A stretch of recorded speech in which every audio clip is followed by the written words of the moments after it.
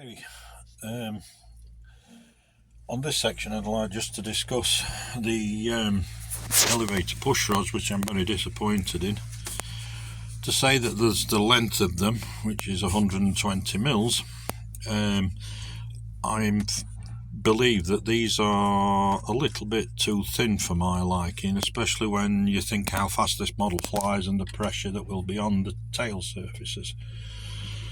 So I decided yesterday to change the push rods, and when I removed this push rod and I used a pair of ball link pliers, so I was using a proper pair of ball link tires. What happened was, ball link pliers, what happened was everything came out of the horn, and when you look, sorry again, I'm holding the phone and moving everything, so when you look at the actual ball link, you will see the screw that screws into the horn on the elevator is literally 3mm.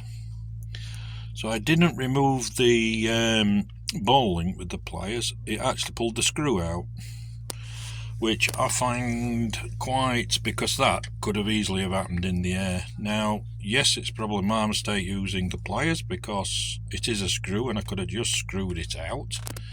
So you can see there's the screw, and I should have just screwed it out, but I didn't. I did it with the ball link pliers, but that's what happened. Also, I needed a little bit of up-putting in, so I've unscrewed the grey ball link 3 half turns up the rod, and what happened was it came off the rod.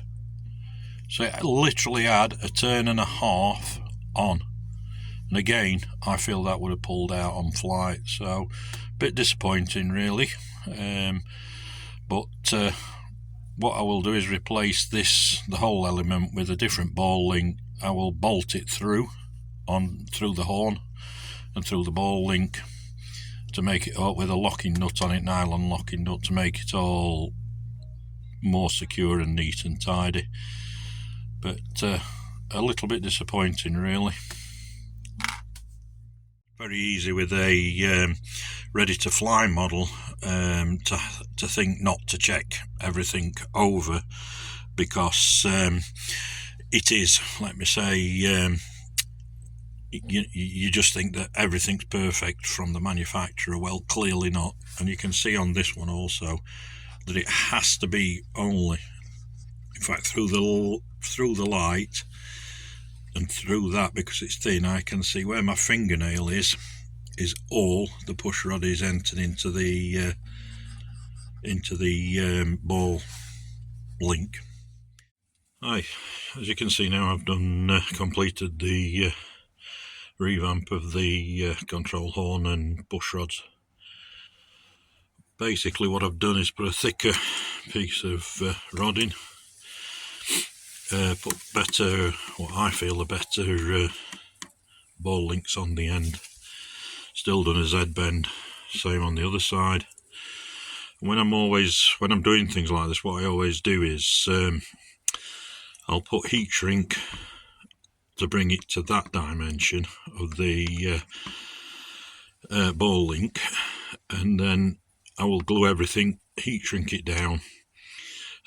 Obviously, scuff also I sand all the metal down so it's got something to key to, and then what I do is, as I say, put the heat shrink on, gluing all the time, shrinking all the time, and then once this has just got a tack on it at the moment, but once I've flown it and I know everything there's no adjustments required, what I'll do is I'll do that final link, and what it does then is key that to the push rod and just glue through there and shrink it all down, and it's tied. You still can later, you just need to warm it back up, loosen the glue, and you can adjust if you require at any stage, but it's by no means permanent.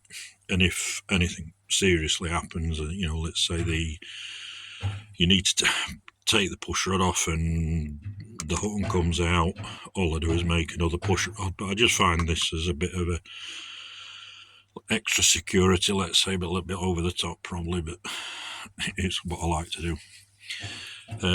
As you can see as well, the FMS one was just screwed into here, so I've put a bolt through now with a nylon nut on the end, just for that extra security. So that's it. Thank you for watching, and my next video will be of the maiden flight.